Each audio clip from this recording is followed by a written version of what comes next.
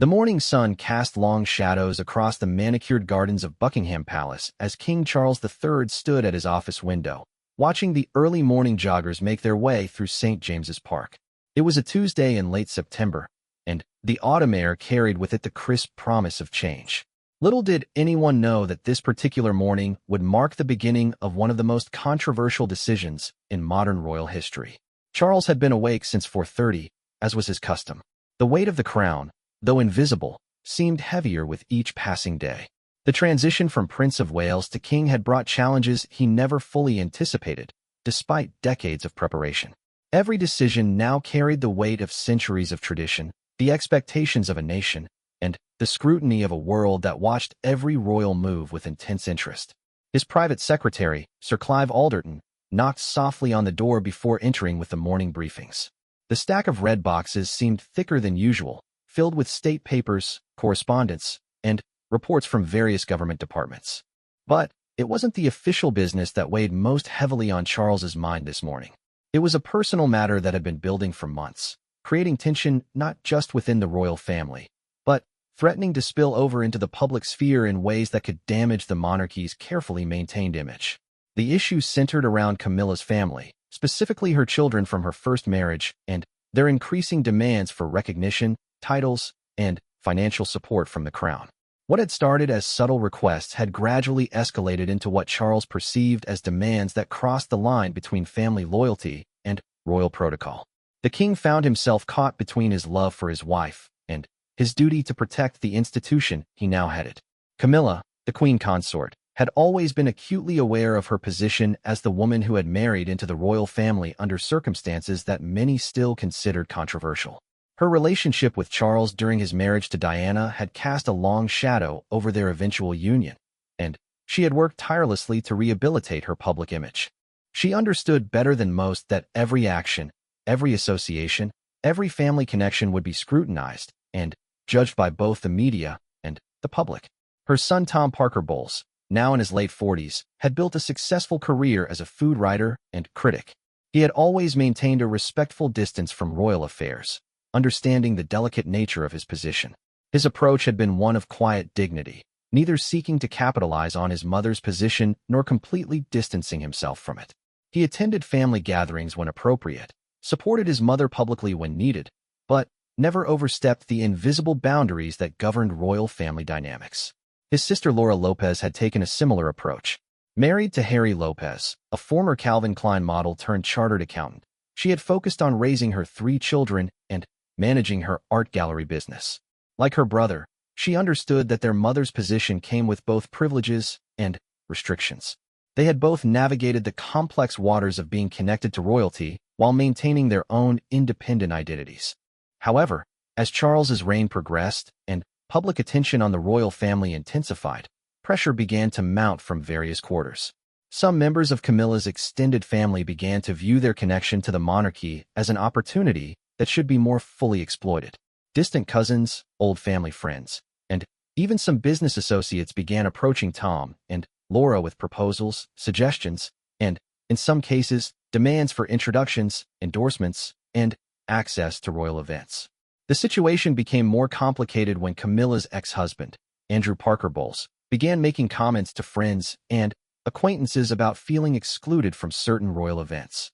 Andrew, who had maintained a cordial relationship with both Camilla and Charles throughout their divorce and subsequent remarriage, began to express frustration that his contributions to Camilla's children's upbringing weren't being properly acknowledged within royal circles. These undercurrents of tension might have remained manageable if not for a series of incidents that occurred over the summer months. The first was when Tom Parker Bowles was approached by a major television network to host a cooking show that would feature royal recipes and behind-the-scenes glimpses of royal entertaining. The offer was lucrative and professionally appealing, but it clearly sought to trade on his connection to the royal family in ways that violated established protocols. When Tom brought the opportunity to his mother's attention, Camilla found herself in an impossible position. As a mother, she wanted to support her son's career aspirations. As queen consort, she understood that such a venture could be seen as commercializing the royal connection in inappropriate ways. She ultimately advised Tom to decline the offer, but word of the opportunity and the family discussions around it somehow leaked to the press. The second incident involved Laura's art gallery, which was struggling financially in the post-pandemic economy. A group of investors approached her with an offer to inject significant capital into the business, but their interest was clearly motivated by the prestige and marketing opportunities that would come from being associated with the Queen Consort's daughter. The investors made it clear that they expected access to royal events, introductions to other members of the royal family, and the implicit endorsement that would come from the royal connection. Laura, like her brother, was uncomfortable with the proposition but also faced the reality of potentially losing her business without the investment. The stress of the situation began to affect her marriage and her relationship with her children. She found herself caught between financial necessity and the ethical considerations of her position within the extended royal family. The third and most serious incident occurred when Andrew Parker Bowles was quoted in a Society magazine expressing disappointment that he hadn't been invited to certain royal events, particularly those involving his grandchildren.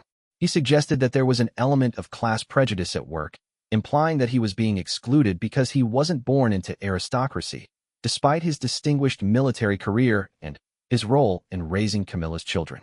These comments, while relatively mild, were seized upon by certain segments of the media as evidence of discord within the royal family. Stories began to appear suggesting that Charles was intentionally marginalizing Camilla's family, creating a hierarchy that privileged his own children and grandchildren while treating her family as second-class relatives. The narrative gained traction partly because it played into existing public sympathies for Camilla, who many saw as having been unfairly vilified during the Diana years. Charles watched these developments with growing concern. He understood the pressures his stepfamily faced, and he genuinely cared for Tom and Laura, having developed good relationships with both of them over the years. However, he also recognized that the monarchy's survival depended on maintaining clear boundaries between personal relationships and institutional responsibilities. The crown could not be seen to be playing favorites or allowing family connections to influence official decisions. The situation reached a crisis point during a private family dinner at Clarence's house in mid-September. What was intended to be a pleasant evening with Camilla's children and their families turned into a tense discussion about expectations, boundaries, and the future of their relationships with the royal institution. Tom raised concerns about the financial pressures he and his sister were facing as a result of their connection to royalty, which limited their commercial opportunities while providing no financial compensation. Laura spoke about the impact on her children, who were beginning to ask questions about why they couldn't talk about their grandmother's position at school or with friends.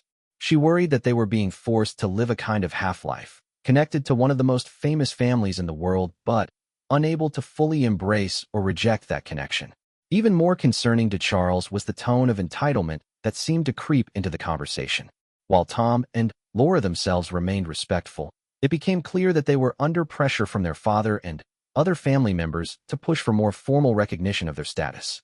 There were suggestions that they should receive courtesy titles, that their children should be included in the line of succession, and that the royal family should provide financial support to help them maintain a lifestyle appropriate to their connection to the crown. Charles listened carefully to these concerns, but he was also acutely aware of the precedent such concessions would set. If he granted special privileges to Camilla's family, what would that mean for other royal relatives? How would it affect public perception of the monarchy's fairness and consistency? The institution he now led had survived for over 1,000 years partly because it had maintained clear rules and traditions that applied regardless of personal relationships or sympathies. The dinner ended without resolution, but Charles could see the disappointment and frustration in the faces of his stepfamily. Camilla, caught in the middle, was clearly struggling with divided loyalties. She understood her husband's position, but she also felt the pain of her children's situation. The drive back to Buckingham Palace that night was conducted in unusual silence. Both Charles and Camilla lost in their own thoughts about how to navigate this increasingly complex situation. Over the following days, Charles consulted with his most trusted advisors. Sir Clive Alderton, who had served the royal family for years, provided historical context about how similar situations had been handled in the past. The precedents were not encouraging. Previous monarchs who had shown favoritism to non-royal family members had often faced public criticism and political complications that had weakened the institution's standing. The Archbishop of Canterbury, who served as one of Charles's spiritual advisors, offered a different perspective. He reminded the king that the monarchy's moral authority came not just from tradition and protocol, but from demonstrating Christian values of love, compassion, and family loyalty. He cautioned against making decisions that might be technically correct, but morally questionable. However, it was Charles's meeting with the Prime Minister that proved most decisive. The PM, while respectful of the king's personal feelings, made it clear that the government was concerned about any developments that might distract from the monarchy's constitutional role or create unnecessary controversy. With economic challenges facing the country and political tensions running high, the government needed the royal family to remain above the fray, providing stability and continuity rather than becoming a source of additional drama. As September drew to a close, Charles found himself facing a decision that would define not just his relationship with his stepfamily, but potentially his entire reign. The precedent he set now would be referenced for generations to come. The choice between personal loyalty and institutional duty had never felt starker or more consequential. The king stood again at his office window, watching the changing of the guard's ceremony below. The precision, discipline, and tradition on display reminded him of what he was sworn to protect. The monarchy was bigger than any individual, including himself. It was a trust passed down through generations, and he was its temporary custodian, responsible for ensuring it remained strong enough to pass on to the next generation.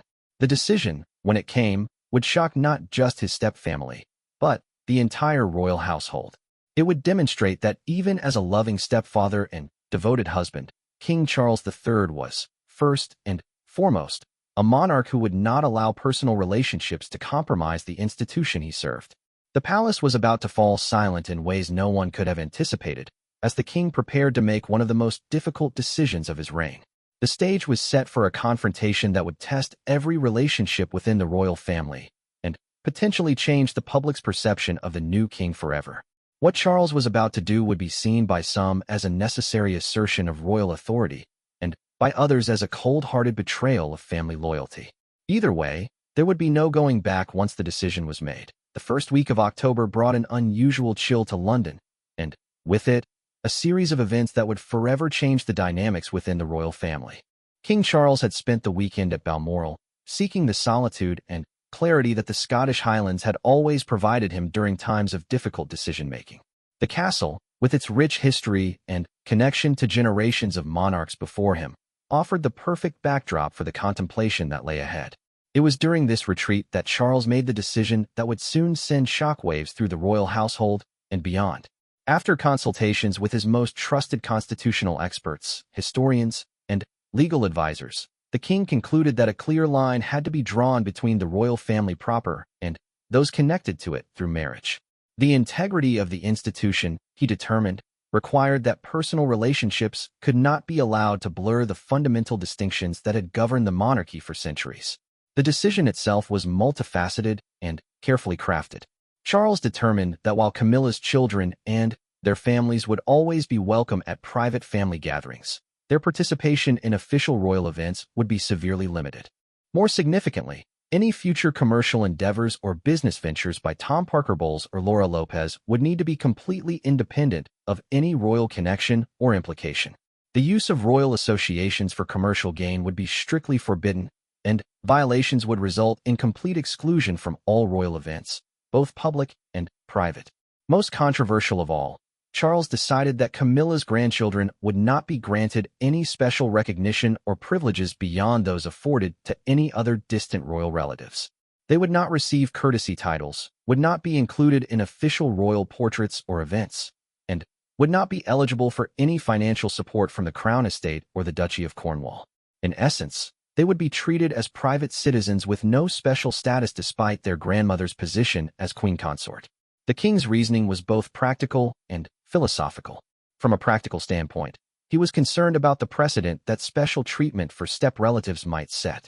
The royal family already faced criticism for its size, cost, and relevance in modern Britain. Expanding the circle of those receiving royal privileges and recognition could only increase such criticism. From a philosophical perspective, Charles believed that the monarchy's strength came from its clear constitutional role and its separation from ordinary family dynamics that governed private citizens. However, the implementation of this decision would prove far more complex and emotionally charged than its formulation. Charles knew that he would have to communicate these boundaries to his stepfamily in a way that preserved their dignity while making his position absolutely clear. He also knew that Camilla would be deeply hurt by decisions that appeared to devalue her children and grandchildren. The challenge was to maintain his marriage while protecting the monarchy. The conversation with Camilla took place on a gray Tuesday morning in early October, in the private sitting room of Clarence's house. Charles had chosen this setting carefully, wanting the discussion to feel personal rather than official, but also ensuring they were in a space where they could speak freely without interruption. He had rehearsed various approaches to the conversation, but ultimately decided that direct honesty was the only approach that respected both Camilla's intelligence and their relationship. Camilla listened in stunned silence as Charles outlined his decision. Her initial reaction was one of disbelief rather than anger. After years of careful navigation of her position within the royal family, she had believed that her children had found a sustainable balance between their private lives and their connection to the crown. The idea that this balance was now considered inappropriate came as a profound shock. As the reality of Charles's decision sank in, Camilla's disbelief turned to hurt and, then, to anger. She reminded Charles of the sacrifices her children had already made, the commercial opportunities they had foregone, and the criticism they had endured simply because of their mother's relationship with him.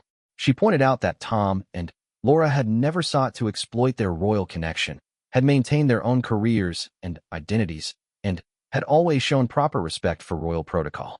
More personally, Camilla expressed her pain at what she saw as Charles's rejection of her grandchildren. These were children she adored, who had brought joy and normalcy to her life during some of its most challenging periods. The idea that they would now be excluded from family celebrations and treated as outsiders felt like a betrayal of everything she thought her marriage to Charles had represented. The conversation continued for over 2 hours, with both sides expressing their positions with increasing emotion. Charles tried to help Camilla understand that his decision was not a reflection of his personal feelings about her family, but rather a necessary measure to protect the institution they both served. He emphasized that his love for her and his respect for her children remained unchanged, but that his responsibilities as king sometimes required him to make decisions that caused personal pain. Camilla struggled to accept this distinction between the personal and the institutional. From her perspective, the monarchy's humanity and relevance depended partly on its ability to evolve and embrace the realities of modern family life. She argued that excluding her family sent a message that the royal family was still trapped in outdated concepts of legitimacy and hierarchy that the British public was increasingly rejecting. The emotional intensity of the discussion was unprecedented in their relationship. Throughout their long courtship and marriage, Charles and Camilla had generally aligned on major decisions, with Camilla often serving as Charles's most trusted advisor and emotional support. This disagreement struck at the heart of their partnership and raised questions about how they would navigate future challenges as king and queen consort. By the end of the conversation, no resolution had been reached. Charles remained committed to his decision, but he was clearly shaken by the depth of Camilla's opposition. Camilla, for her part, felt that her husband had fundamentally misunderstood both her family's position and the nature of their marriage.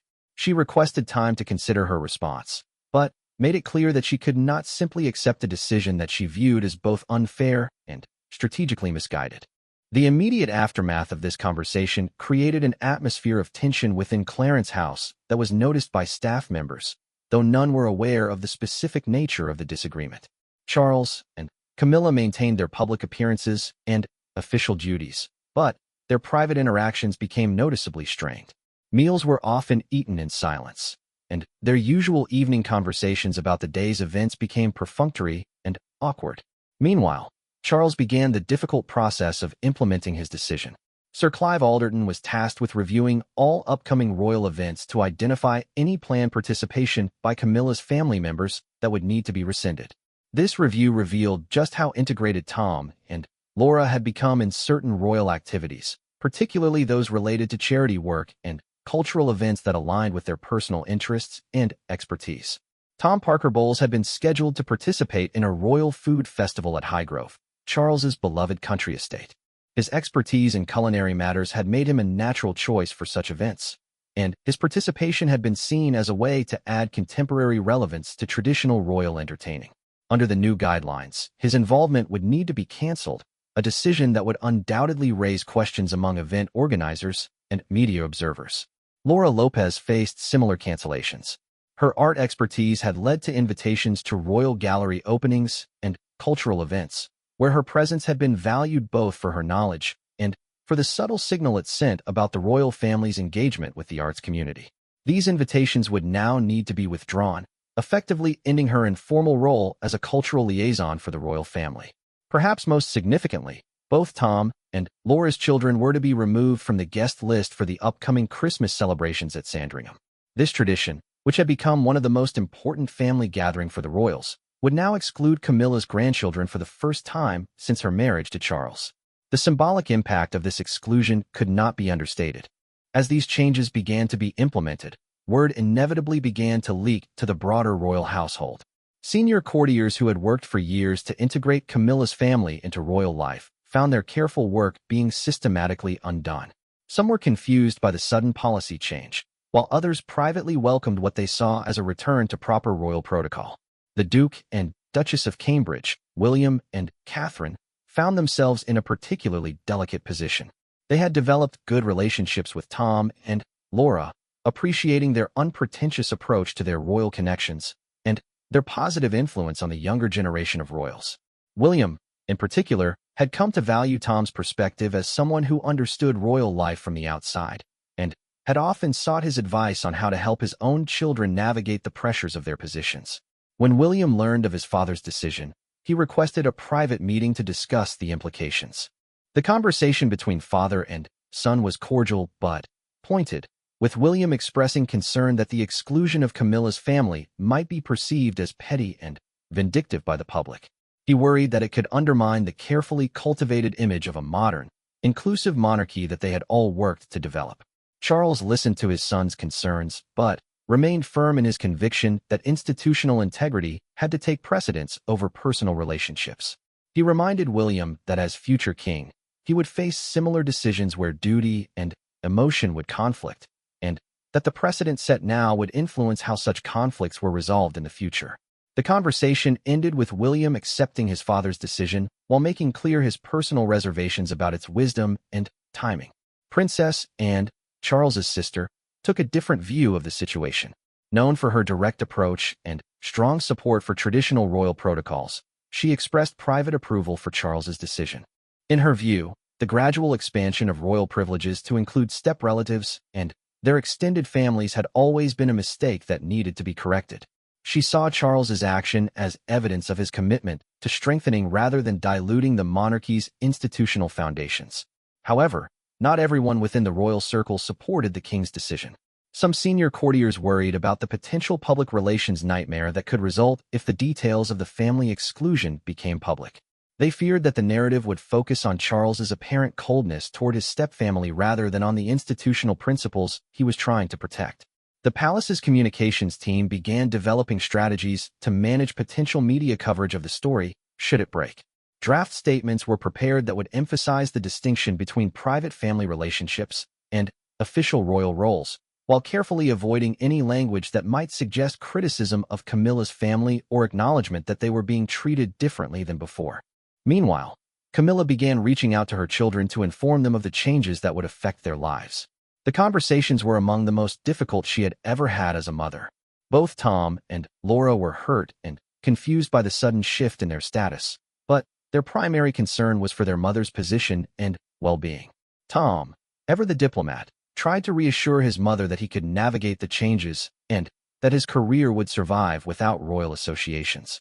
However, privately, he was concerned about the practical implications of the new restrictions.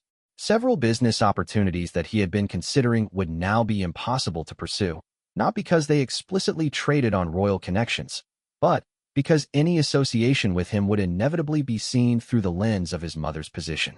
Laura's reaction was more emotional. She felt that her children were being punished for circumstances beyond their control, and she struggled to understand how their loving and supportive presence at family gatherings could possibly threaten the monarchy's stability. The cancellation of the Christmas invitation felt particularly cruel, as it would be the first major holiday season since becoming queen consort that Camilla would not have her grandchildren with her. As October progressed, the strain of maintaining these family secrets while continuing normal royal duties began to take its toll on all involved.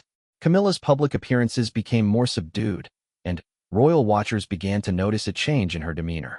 Charles, too, seemed less at ease during public engagements, often appearing distracted and tired. The situation was further complicated by the fact that several events involving Camilla's family had already been scheduled and announced for the coming months. Canceling these appearances without explanation would inevitably raise questions, but proceeding with them would undermine the very principles that Charles was trying to establish. The palace found itself in the uncomfortable position of having to manage a crisis that was largely of its own making. As the month drew to a close, it became clear that the decision Charles had made in the quiet of Balmoral would have far-reaching consequences that extended well beyond his immediate family. The royal institution that he was trying to protect was beginning to show signs of strain from the very measures intended to strengthen it. The palace, for the first time in Charles's reign, was falling into a silence that spoke volumes about the tensions brewing beneath its carefully maintained surface. The stage was being set for a confrontation that would test not just Charles's resolve, but the very foundations of his marriage and his relationship with the woman who had stood by him through decades of public scrutiny and private challenges. The question now was whether the monarchy Charles was trying to preserve would survive the damage that his preservation efforts might cause. November arrived with unseasonably heavy rains that seemed to mirror the storm clouds gathering over the royal family. What had begun as a private family dispute was now threatening to spill over into the public sphere in ways that could permanently damage both the monarchy's reputation and the personal relationships that had taken decades to build. The carefully constructed walls between public duty and private emotion were beginning to crumble under the pressure of Charles's unprecedented decision. The first crack in the facade came through an unexpected source. Andrew Parker Bowles, Camilla's ex-husband and the father of Tom and Laura, had been scheduled to attend a military commemoration ceremony in his capacity as a retired brigadier. His distinguished service record had earned him respect within military circles, and his occasional appearances at such events had never been controversial. However, under the new protocols established by Charles, even Andrew's attendance at military events where other royals were present was now deemed inappropriate. When Andrew received word that his invitation to the ceremony had been withdrawn, his reaction was swift and decisive. Unlike his children, who had tried to navigate the situation with diplomacy and discretion, Andrew felt no such constraints. He immediately contacted several journalist friends from his military days, not to give formal interviews, but to express his bewilderment and frustration at what he saw as a deliberate slight against his family. These informal conversations quickly found their way into the gossip networks that fed the British tabloid press. Within days, stories began appearing that suggested tension within the royal family, though initially without specific details about the nature or extent of the conflict. The headlines spoke vaguely of family divisions and protocol disputes, but the mere existence of such stories was enough to alert media organizations that a significant story was developing. The palace's communications team found themselves in an increasingly impossible position. They could not deny the existence of family tensions without outright lying, but confirming them would only fuel further speculation and investigation. Their strategy of dignified silence that had served the royal family well in previous crises was proving inadequate for a situation that was actively evolving and involved multiple family members with their own relationships with the media. Meanwhile, the emotional toll of the situation was becoming increasingly evident within the royal household. Camilla's staff noticed that the queen consort had become withdrawn and appeared to be struggling with her usual enthusiastic approach to her duties. Her private secretary, who had worked with her for years and had helped her navigate the transition from controversial royal girlfriend to respected queen consort, was particularly concerned about her employer's state of mind. The situation was further complicated by the fact that Camilla's charitable work had often involved her children in supporting roles. Tom's expertise in food and nutrition had been valuable for Camilla's work with organizations addressing food poverty and nutrition education. Laura's knowledge of art therapy had contributed to Camilla's patronage of mental health charities that used creative approaches to treatment. The sudden absence of these family members from such activities would inevitably be noticed by the organizations involved and by the media that covered royal charitable work. Charles, for his part, was finding it increasingly difficult to maintain his conviction in the face of the obvious pain his decision was causing. His morning briefings now included regular updates on media speculation about family tensions, and he could see the stress that the situation was placing on his wife. However, Advice from his constitutional experts continued to reinforce his belief that maintaining institutional integrity required him to hold firm to his position, regardless of personal cost. The king's relationship with his own sons became another source of pressure. While William had initially expressed his concerns privately and then accepted his father's decision, the ongoing family drama was beginning to affect royal coordination on official duties.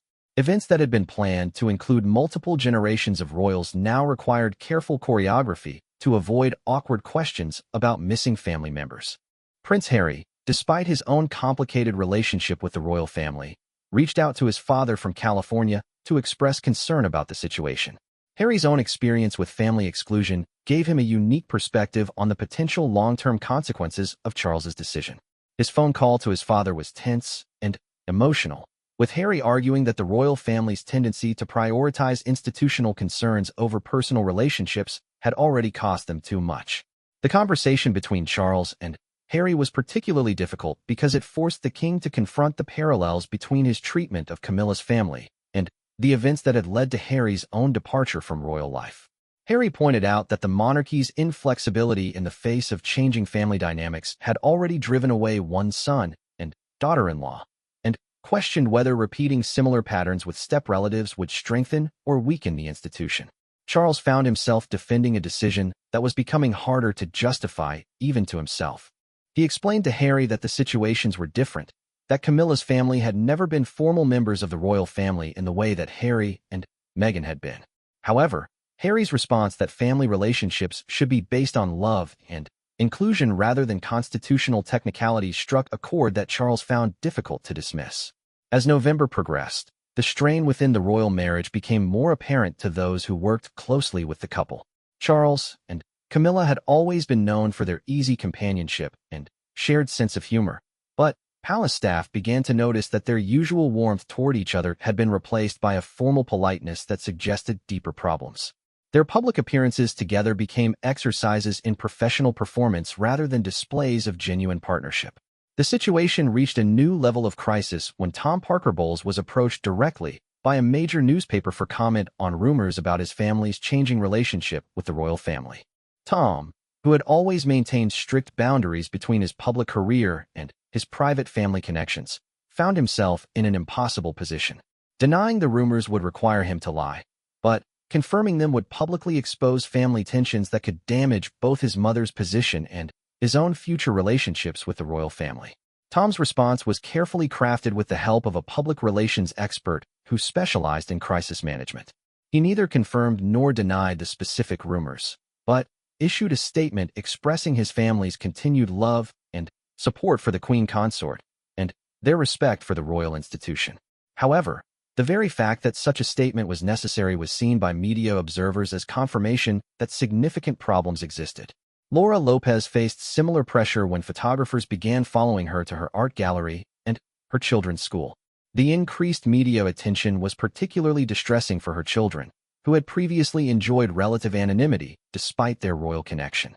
Laura found herself having to explain to her youngest child why photographers were suddenly interested in their family, a conversation that forced her to confront the reality that their lives had been permanently altered by her stepfather's decision. The psychological impact on Camilla's grandchildren became a source of particular anguish for the Queen Consort. These children, who had grown up thinking of Charles as a loving grandfather figure, were now being excluded from family celebrations and events without any explanation they could understand. The youngest, only 6 years old, repeatedly asked why they couldn't visit Grandpa Charlie at the palace anymore, questions that broke Camilla's heart and intensified her resolve to find a resolution to the crisis. It was during this period that Camilla made a decision that would significantly escalate the family conflict. Unable to bear the continued exclusion of her grandchildren from royal family events, she quietly arranged for them to attend a private tea party at Clarence's house during a weekend when Charles was away on official duties. The event was meant to be a small, private gathering that would reassure the children of their continued place in her life, even if their status within the broader royal family had changed. However, the tea party was observed by palace security staff, whose protocols required them to report all unusual activities involving the royal family. When Charles learned of the event upon his return, he saw it as a direct challenge to his authority and a deliberate violation of the boundaries he had established. The confrontation that followed was the most serious crisis in Charles and Camilla's marriage since their wedding. The argument that ensued was overheard by staff members throughout Clarence's house, despite the couple's attempts to keep their voices down. Charles accused Camilla of undermining his position as king by deliberately flouting his decisions about family boundaries. Camilla responded that her responsibilities as a grandmother did not end simply because her husband had decided to exclude her family from royal life. For the first time in their relationship, the fundamental compatibility that had sustained Charles and Camilla through decades of public criticism and private challenges was called into question. Charles felt that his wife was placing him in an impossible position where he would have to choose between his authority as king and his relationship with her. Camilla felt that her husband was asking her to abandon her children and grandchildren to protect an institution that seemed to value rules more than relationships. The resolution of this particular confrontation came through exhaustion rather than agreement. Both Charles and Camilla retreated to separate quarters within Clarence's house, a physical separation that reflected the emotional distance that had grown between them. For the first time since their marriage, they slept in separate bedrooms, a change that was noted by household staff and would inevitably find its way into the gossip networks that fed media speculation. The impact of this domestic crisis extended far beyond the immediate royal family. Senior courtiers who had spent years managing the delicate balance between royal protocol and family relationships found themselves caught between competing loyalties. Some felt that Charles's decision, while constitutionally sound, was being implemented in ways that were unnecessarily harsh and potentially damaging to the monarchy's public image. Others worried that any compromise on the king's position would set a precedent that would make future boundary setting impossible. They argued that the monarchy's survival depended on its ability to maintain clear distinctions between those who were part of the institution and those who were merely connected to it through marriage or friendship. From this perspective, Charles's firmness was not cruelty, but necessary leadership. The Archbishop of Canterbury, who served as both a constitutional advisor and a spiritual counselor to the royal family, found himself increasingly involved in attempts to mediate the crisis. His meetings with Charles focused on the Christian principles of forgiveness and family unity, while his conversations with Camilla emphasized the importance of supporting her husband's leadership even when it came at personal cost. However, the Archbishop's efforts were complicated by his own belief that Charles's position, while legally defensible, was morally questionable. The exclusion of children from family gatherings seemed to violate fundamental Christian principles about the importance of family unity and the protection of innocent parties in adult conflicts. His attempts to find a compromise that would satisfy both constitutional requirements and moral imperatives proved increasingly frustrating. As November drew to a close, the royal family found itself facing its most serious internal crisis since the events surrounding Diana's death and the abdication crisis decades earlier. The silence that had fallen over the palace was not the dignified discretion that usually characterized royal family disputes, but the tense quiet that precedes a storm. Everyone involved knew that the situation could not continue indefinitely, but no one could see a path forward that would satisfy all parties. The stage was set for a confrontation that would force Charles to choose between his role as king and his role as husband and stepfather. The decision that had seemed so clear in the solitude of Balmoral now appeared to threaten everything he held dear, including the very marriage that had brought him such happiness and stability. The palace's silence was becoming deafening, and everyone within the royal household sensed that something would have to give soon. December brought with it the first major test of Charles's resolve, as the annual planning for Christmas at Sandringham required final decisions about guest lists and accommodations.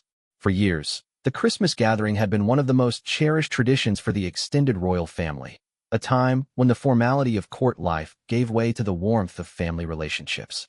The prospect of celebrating Christmas without Camilla's grandchildren present for the first time since her marriage to Charles cast a shadow over what should have been a joyous season. The exclusion of Tom and Laura's children from the Christmas celebration became a symbol of the broader crisis that was consuming the royal family.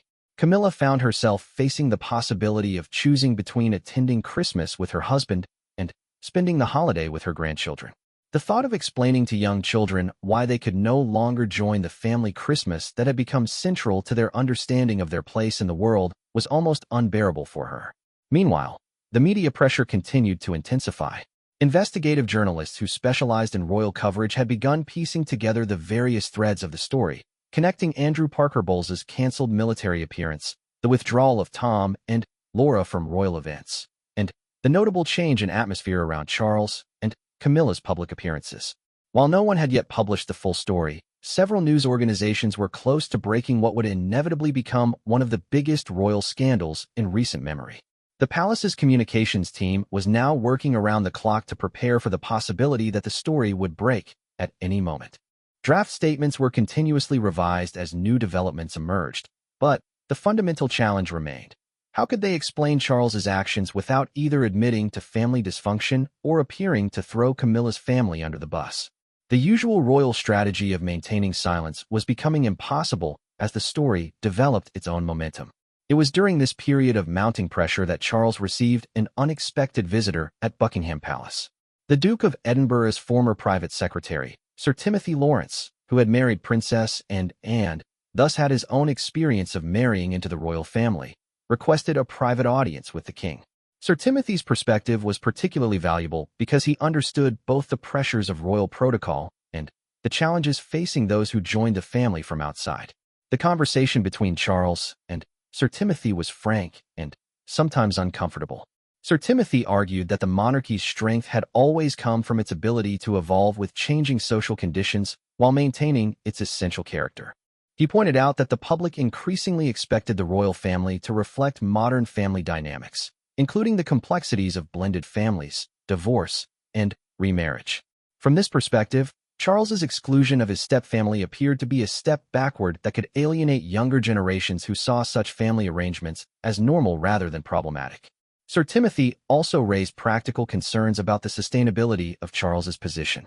He warned that the continued exclusion of Camilla's family would inevitably become public knowledge, and, when it did, the media narrative would focus on Charles's apparent lack of compassion rather than on his constitutional reasoning. The public, he argued, would struggle to understand why a king who preached about the importance of family values would exclude his own step-grandchildren from family celebrations. However, Charles remained adamant that his decision was both necessary and correct. He explained to Sir Timothy that previous monarchs who had blurred the lines between personal relationships and institutional roles had often faced serious problems that had weakened the crown's position. He cited historical examples of royal relatives who had exploited their connections for personal gain, creating scandals that had damaged the monarchy's reputation and constitutional standing. The king's position was reinforced by a detailed briefing from the cabinet secretary about the current political climate and the government's concerns about royal family stability. The briefing made clear that the government was dealing with significant economic challenges and political divisions that required the monarchy to remain above controversy. Any perception that the royal family was itself divided or operating according to inconsistent standards could undermine its ability to serve as a unifying national symbol. Despite this official support for his position, Charles was finding it increasingly difficult to maintain his resolve in the face of mounting personal pressure. His relationship with Camilla had become strained to the point where they were barely communicating beyond what was necessary for their official duties. The woman who had been his closest confidant and strongest supporter for decades was now treating him with a cool politeness that was more painful than open anger would have been. The situation became even more complicated when Princess Charlotte, William, and Catherine's daughter, innocently asked during a family dinner why Tom and Laura's children weren't coming to Christmas anymore. Her question, asked with the directness that only children possess, forced the adult family members to confront the human cost of the institutional decisions they were making. William and Catherine exchanged glances that spoke volumes about their discomfort with the position Charles had taken. Catherine, in particular, found herself in a difficult position. As someone who had herself married into the royal family from outside, she understood the challenges that Camilla's children faced in navigating their unique positions. She had also developed genuine friendships with both Tom and Laura, appreciating their down-to-earth approach to their royal connections and their positive influence on family dynamics. The thought of their children being excluded from family celebrations struck her as unnecessarily cruel. The Duchess of Cambridge's concerns were shared by many within the royal household who had observed the positive impact that Camilla's family had had on the royal family's atmosphere. Tom's humor and Laura's warmth had helped create a more relaxed environment at family gatherings, breaking down some of the formality that had traditionally characterized royal family interactions. Their absence would inevitably change the character of these gatherings in ways that seemed likely to diminish rather than enhance the family's unity. It was during a particularly tense meeting of senior royal family members in mid-December that Princess Anne surprised everyone by challenging her brother's position. Known for her unwavering support for royal protocol and tradition, and had initially backed Charles's decision to establish clear boundaries with Camilla's family. However, she had become concerned about the impact the crisis was having on the monarchy's stability and on Charles's own well-being. Anne's intervention was characteristically direct. She told Charles that while she understood and supported the principle behind his decision, she believed that his implementation had been unnecessarily rigid and potentially counterproductive. She suggested that there was a middle ground that would maintain appropriate boundaries while avoiding the appearance of family vindictiveness that was currently dominating the narrative around the royal family. Her proposed compromise involved allowing Camilla's grandchildren to continue attending private family gatherings while establishing clear protocols that would prevent any commercial exploitation of their royal connections. Under this arrangement, Tom and Laura would be explicitly prohibited from using their mother's status in any business ventures, but their children would not be punished for their parents' positions. The proposal was designed to protect the institution while preserving family relationships. However, Charles rejected Anne's compromise, arguing that any relaxation of his position would be seen as weakness and would encourage future challenges to royal authority. He maintained that the monarchy's credibility depended on its consistency in applying its principles, regardless of personal preferences or emotional considerations.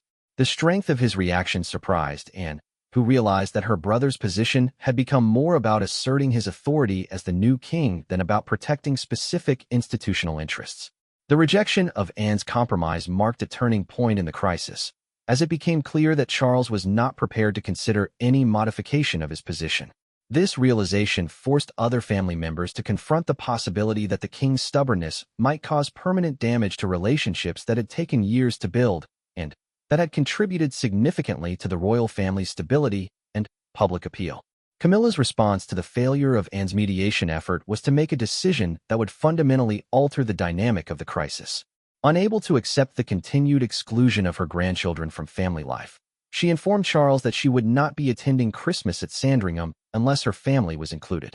This ultimatum represented the first time in their relationship that Camilla had directly challenged Charles's authority in such a fundamental way. The Queen Consort's decision to potentially boycott the royal family's most important annual gathering sent shockwaves through the palace hierarchy. Senior courtiers realized that the crisis had moved beyond a family dispute into territory that could threaten the stability of the monarchy itself. The prospect of the king and Queen Consort celebrating Christmas separately would be impossible to hide from the media and would inevitably raise questions about the state of their marriage and the unity of the royal family. Charles's reaction to Camilla's ultimatum was a mixture of shock, hurt, and anger. He felt that his wife was forcing him to choose between his duties as king and his relationship with her, a position that seemed fundamentally unfair given that his original decision had been made to protect the institution they both served. However, he also realized that his refusal to compromise had pushed the situation to a point where both his marriage and the monarchy's reputation were at risk. The king spent several sleepless nights walking the corridors of Buckingham Palace, wrestling with a decision that would define not only his reign but his personal legacy. The weight of centuries of royal tradition seemed to press down on him as he contemplated whether to maintain his position or seek a compromise that might preserve his marriage while potentially undermining his authority as monarch. Meanwhile, preparations for Christmas at Sandringham continued under a cloud of uncertainty. Staff members responsible for planning the gathering found themselves in the unprecedented position of not knowing whether the Queen Consort would be present for the most important royal family celebration of the year. The situation required delicate handling to avoid creating additional speculation, but the uncertainty was evident to everyone involved in the preparations. As Christmas approached, the palace fell into a silence that was more complete and ominous than anyone could remember. The usual festive atmosphere that characterized the preparation for royal celebrations was replaced by a tension that seemed to infect every corner of the royal household. Everyone knew that a resolution had to come soon, but no one could predict whether that resolution would heal the growing divisions within the royal family or make them permanent. The stage was set for what would either be Charles's most decisive moment as king or the beginning of a crisis that would overshadow his entire reign. The silence that had fallen over the palace was about to be broken, but whether it would be broken by reconciliation or by an even more dramatic confrontation remained to be seen. Christmas Eve arrived with an extraordinary silence hanging over Sandringham estate. For the first time in the history of Charles and Camilla's marriage, the queen consort was not present for the royal family's most sacred annual tradition. Her absence was felt in every corner of the Norfolk estate, from the empty chair at the breakfast table to the missing stockings that would normally have hung for her grandchildren in the main drawing room. Camilla had made good on her ultimatum, choosing to spend Christmas with Tom and Laura's families at a rented cottage in the Cotswolds rather than participate in a celebration that excluded her grandchildren. The decision had torn at her heart, as she understood the symbolic importance of the royal family's Christmas unity, but she could not bear the thought of celebrating while her beloved grandchildren were deliberately excluded from the festivities. The story had broken just 3 days before Christmas, when an investigative journalist finally pieced together enough sources to publish a comprehensive account of the family rift. The headline, "King Charles Bans Camilla's Family from Royal Christmas," dominated front pages across Britain and around the world, creating exactly the kind of media storm that palace communications experts had been dreading for months. The public reaction was swift and largely negative. Social media exploded with criticism of Charles's decision, with many commentators drawing unfavorable comparisons to historical royal family dramas. The hashtag #LetThemEatChristmas began trending, as users expressed outrage at what they perceived as the king's cold-hearted treatment of children. Opinion polls conducted in the days following the story's publication showed a significant drop in public support for Charles personally, though support for the monarchy as an institution remained relatively stable. The media coverage was particularly damaging because it portrayed Charles as a man who had learned nothing from the family divisions that had plagued the royal family during the Diana years. Editorial writers across the political spectrum criticized the king for allowing institutional concerns to override basic human decency. The contrast between Charles's public advocacy for family values and his treatment of his own stepfamily was highlighted repeatedly in newspaper columns and television commentary. William and Catherine found themselves in an impossible position at Sandringham. As the future king and queen, they felt obligated to support Charles's authority, but as parents themselves, they struggled to understand the logic of excluding children from family celebrations. Their own children repeatedly asked about the absence of their step-cousins, questions that became increasingly difficult to answer as the weekend progressed. The Duke and Duchess of Cambridge had attempted to mediate between Charles and Camilla in the final days before Christmas, but their efforts had been unsuccessful. William had made a personal appeal to his father to reconsider his position, arguing that the damage to the monarchy's reputation would far exceed any benefits from maintaining rigid protocol. However, Charles had remained unmoved, insisting that compromising now would make it impossible to maintain any boundaries in the future. Princess Anne, who had initially supported Charles's position, found herself increasingly isolated as the only senior royal who continued to back the king's decision publicly. Privately, she was beginning to question whether her brother's stubbornness was serving the monarchy's best interests. The Christmas gathering at Sandringham, normally a joyous celebration of family unity, had become a tense affair where conversations were carefully monitored and normal family interactions felt forced and artificial. The international reaction to the story added another layer of pressure on the royal family. Commonwealth leaders, who relied on the British monarchy as a symbol of unity and shared values, expressed private concerns about the family divisions becoming public.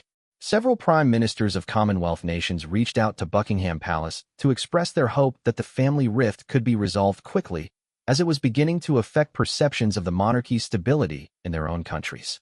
Meanwhile, at the Cotswolds cottage where Camilla was spending Christmas, the atmosphere was bittersweet. While she was surrounded by her children and grandchildren, the queen consort was acutely aware of the historic nature of her absence from Sandringham.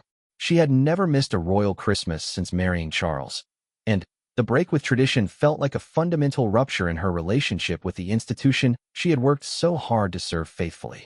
Tom and Laura were struggling with their own complex emotions about the situation.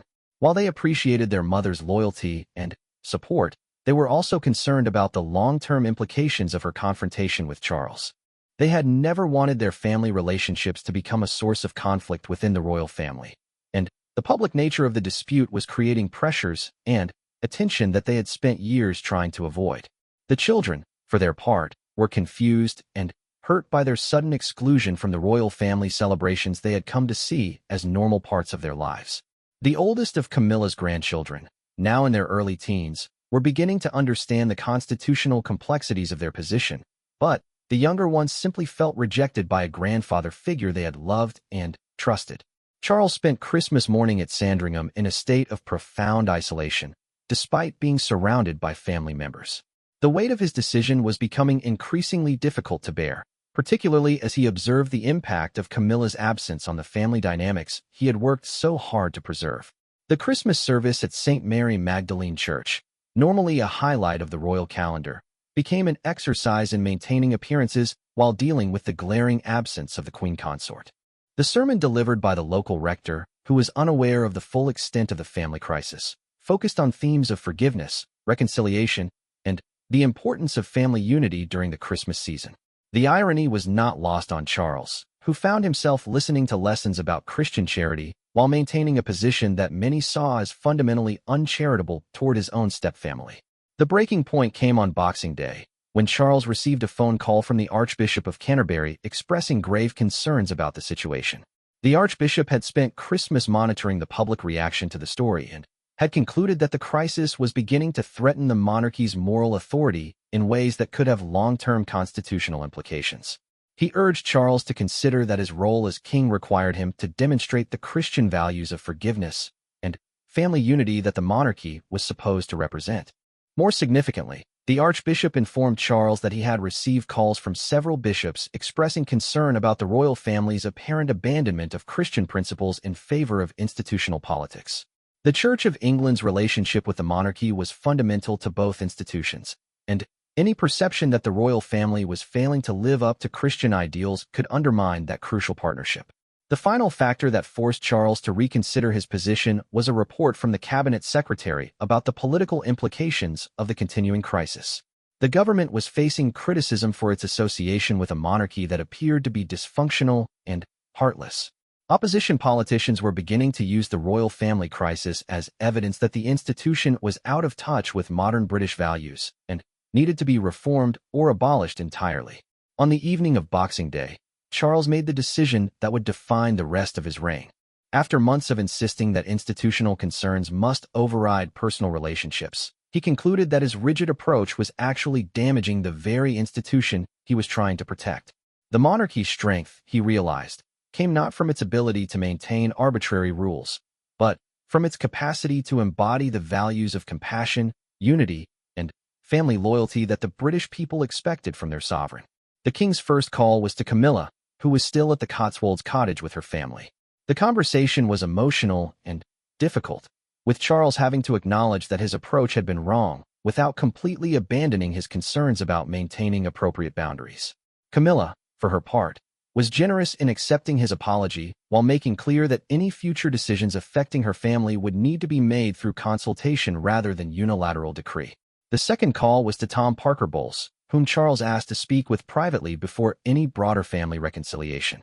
The conversation between stepfather and stepson was perhaps the most important of the entire crisis, as it allowed both men to address directly the tensions and misunderstandings that had contributed to the family rift. Tom was able to reassure Charles that he had never intended to exploit his royal connections commercially, while Charles was able to explain his concerns about protecting the monarchy's integrity in a more personal and less institutional context. The reconciliation process that began on Boxing Day would take weeks to complete fully, but the immediate impact was transformative. Within hours of Charles's decision to reach out to Camilla's family, the atmosphere at both Sandringham and the Cotswolds cottage began to shift from one of tension and hurt to one of cautious hope and eventual joy. The public announcement of the reconciliation came through a carefully crafted statement that acknowledged the family had faced a difficult period while emphasizing their commitment to working together in service of the nation. The statement avoided admitting any specific mistakes while making clear that Camilla's family would continue to play appropriate roles in both private family life and selected public duties.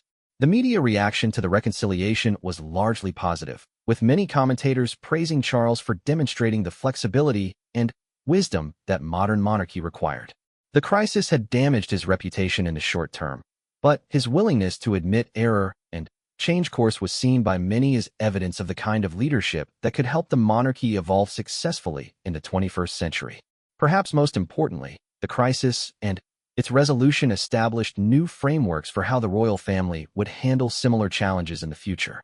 Clear protocols were established for the participation of step relatives in royal events.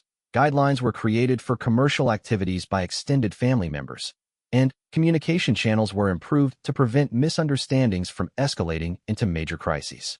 The Christmas of Charles's first year as king would be remembered not for the celebration at Sandringham, but for the empty chair at the dinner table that eventually led to a stronger, more unified royal family. The silence that had fallen over the palace was finally broken not by confrontation, but by the recognition that even kings must sometimes admit their mistakes and choose love over pride. The lesson that emerged from the crisis was that the monarchy's greatest strength lay not in its ability to enforce rigid rules, but in its capacity to adapt, forgive, and grow. Charles had learned that being king meant finding ways to honor both institutional requirements and human relationships, a balance that would serve him well throughout the rest of his reign. The stunning snub that had nearly torn the royal family apart ultimately became the foundation for a stronger, more inclusive approach to royal family life that would benefit generations to come.